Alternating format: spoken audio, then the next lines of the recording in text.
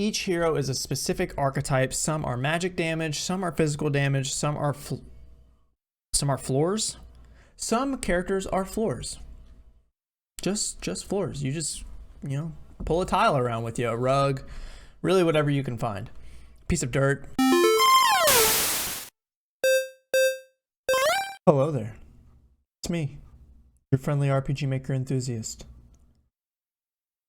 So I released a YouTube video talking about how I would like, or I would be interested in creating a game where that is like Risk of Rain or maybe Dead Cells combined with RPG Maker. I think we're gonna start working on that project on the channel. So I have made an overview here of some things that I would like to accomplish. Now, this could be subject to change. This could be, and most likely is not everything, right? But it's something. With that being said, let's get started. This game will be a roguelite, roguelike,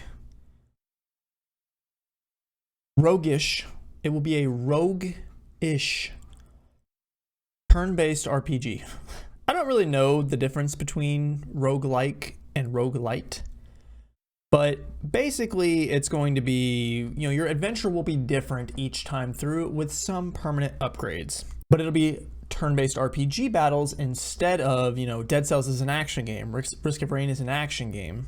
This will be a turn-based RPG. We're going to go over a basic gameplay loop. So in a basic gameplay loop, you choose a hero to start your run with. Each hero has specific abilities. So for instance, you know, a medic would have healing abilities. A mage would have magic abilities. Maybe you have a, you know, your standard RPG ninja, like the old Final Fantasy games that can dual wield weapons, stuff like that. Each character is going to have a unique strength that may help, you know, motivate you to choose that character. You will start in a semi-random or fully random position on the floor. Now, I think we can work out something where it's a truly random position, but that would require a lot more work. If we did semi-random, we could choose, like, you know, let's say it's a big map. We could choose 9 or 10, you know, various spawn points around the map, and then it's random between those 10 spawn points where you start, right? While you progress through the floor, you're going to face monsters. You're going to work towards leveling up. I don't know what our philosophies are going to be on whether we let people over level. Maybe there's a toggle for that, you know, some sort of setting, something you turn off and on, but maybe we allow people to level up enough to overpower the boss. I still want the bosses to be very challenging, but we'll get into that later. You're going to be picking up treasure chest to gear up. Items within the chest are randomized. Similar to any roguelite or roguelike game, your loot could be completely randomized.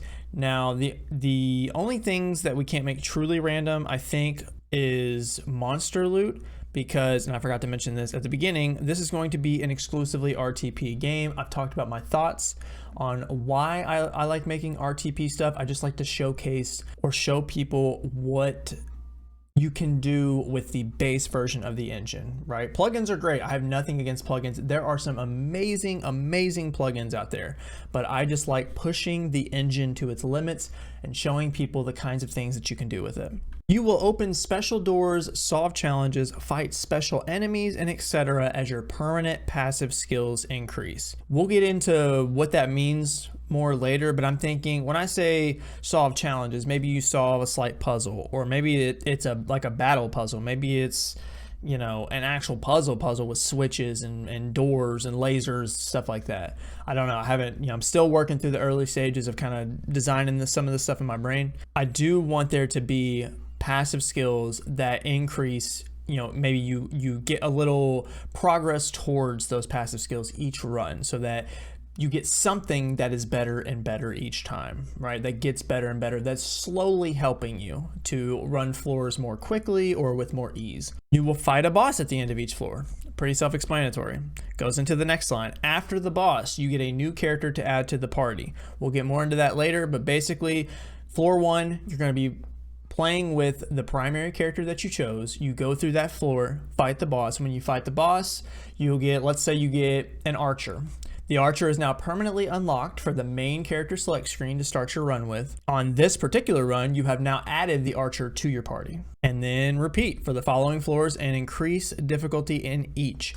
Now we're going to get into the mechanics. And this is where we're going to kind of talk about or maybe brainstorm some different mechanics about the game. Selectable heroes, you will start off with 2 classes selectable. It'll probably be your standard, maybe warrior mage or warrior medic, something like that. Pretty simple starter RPG class stuff. Heroes unlock after you complete new floors for the first time. Each hero is a specific archetype. Some are magic damage, some are physical damage, some are support, etc.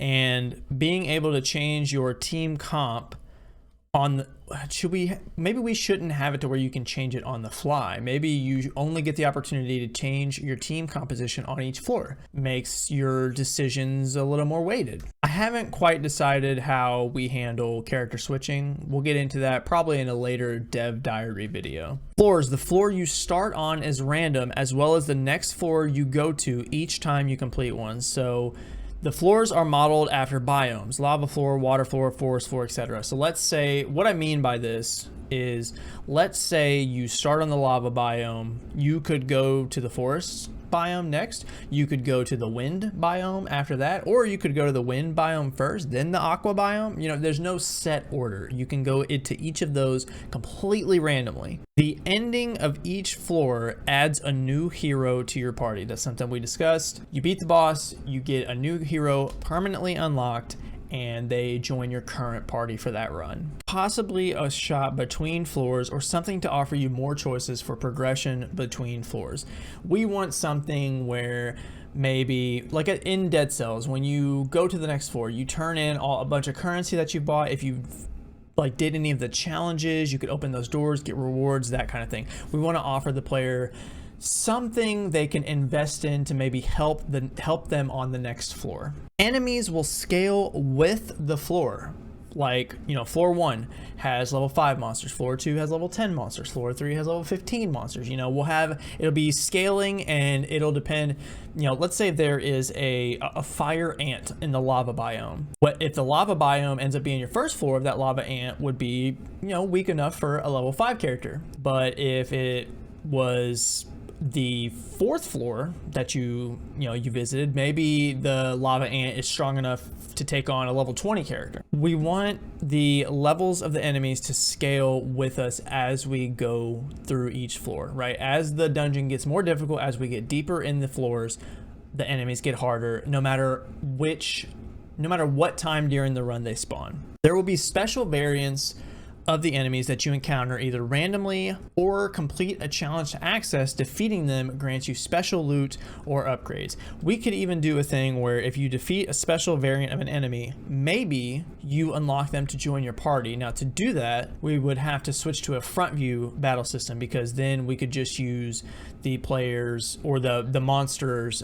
you know, walking graphic or something as well. No, we could just use the monster graphic as their face graphic in the party. So, but we would definitely have to switch to a front view battle system. I'm not opposed to front view battle systems. I don't know, I've always gravitated towards side view, I guess. I'm not really partial one way or the other, but I think that would be cool to have.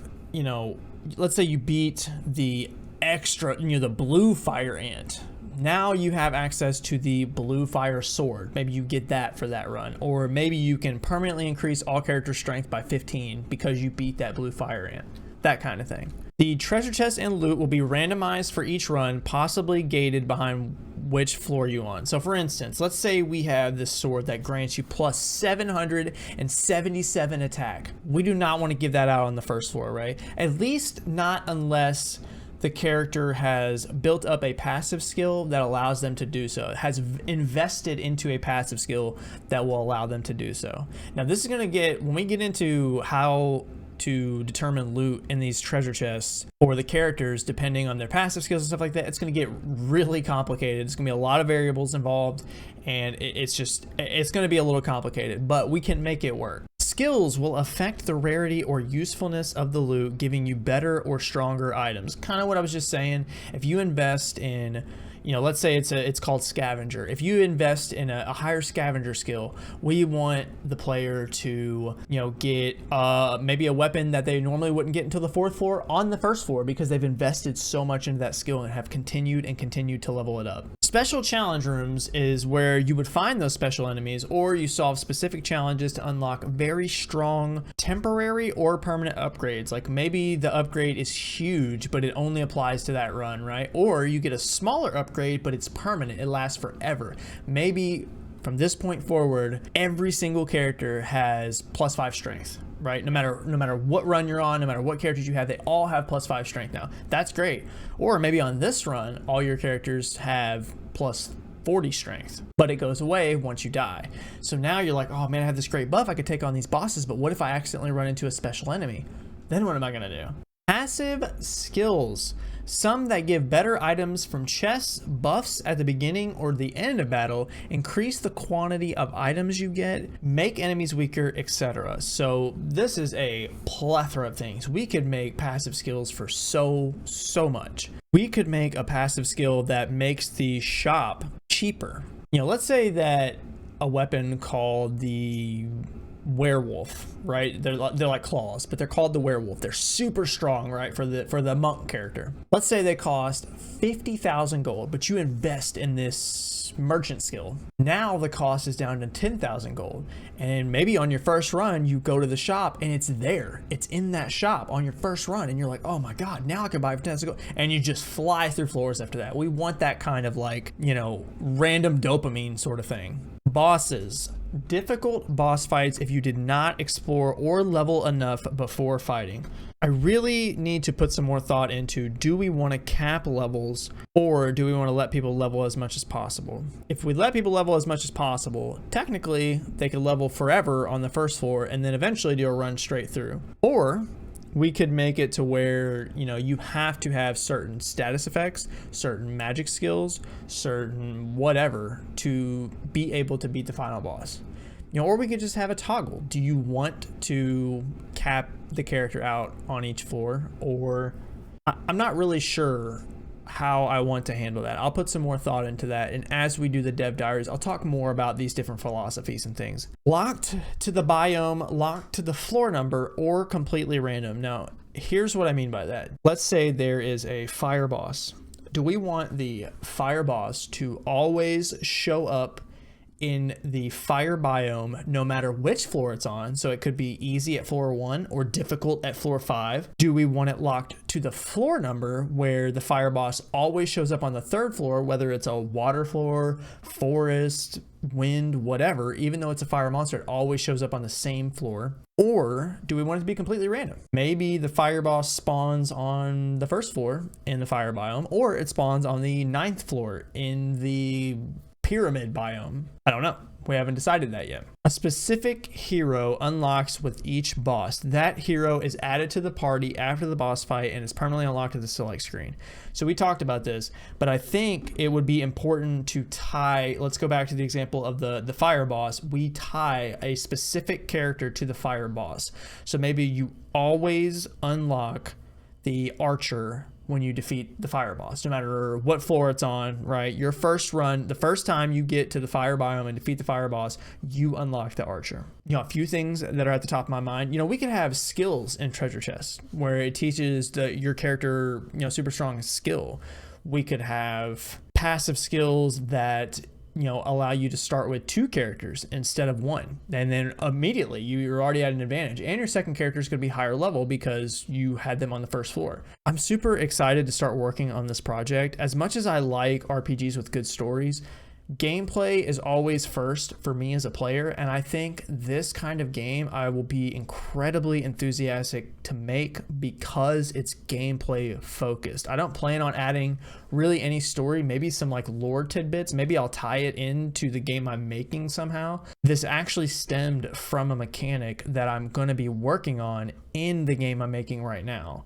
So we might tie it in somehow. I have an overarching plot that could tie in maybe this game to the other game, and they'll technically be part of like different worlds or something like that. In summary, I'm super excited to make this. We are going to start very soon. I may start working on a video this weekend. Well, it's my weekend. I'm off Mondays and Tuesdays from work. So on my weekend, I may go ahead and start doing the first episode. We'll get that created, upload it. We'll see how it does. If it's something that you are interested in, then we'll maybe pivot to only that, or we'll kind of do both side by side.